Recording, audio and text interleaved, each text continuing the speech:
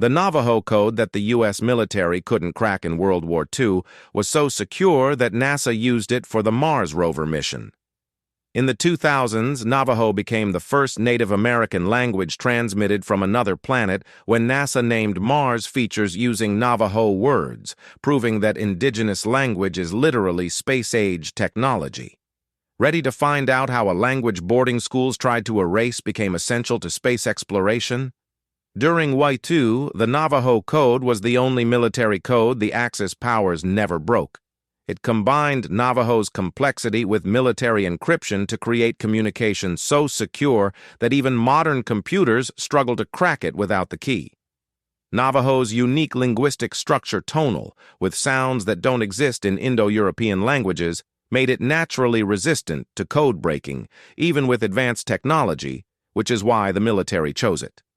In 2004, when the Spirit and Opportunity rovers landed on Mars, NASA worked with the Navajo Nation to name Martian rocks and features using Navajo words Tsé Bit'a'í, flaked rock, Isinac, sand, making Navajo the first indigenous language used to name extraterrestrial features. This wasn't just symbolic. NASA engineers studied Navajo Code Talker encryption methods when developing secure communication systems for space missions, recognizing that the principles behind the WWII code could inform modern cybersecurity. The irony is profound. The U.S. government spent decades trying to eliminate Navajo language through boarding schools where children were punished for speaking it. Then that same language became a military secret weapon and eventually a tool for space exploration. Today, when NASA transmits data from Mars rovers, some communication involves features named in Navajo, a language that survived genocide and systematic suppression to literally reach another planet. Navajo is being used in modern encryption research because its grammatical complexity makes it ideal for developing unbreakable codes. Tech companies study indigenous languages for the same reason the military did.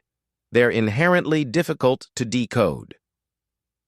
The Navajo Nation now teaches code talker history and STEM education together, showing young students that their language isn't a relic but living technology with applications in modern science and space exploration. There are only about 170,000 Navajo speakers left, and the language is endangered, but every time a Mars rover sends back data about a rock named in Navajo, it proves indigenous languages carry knowledge the modern world still needs.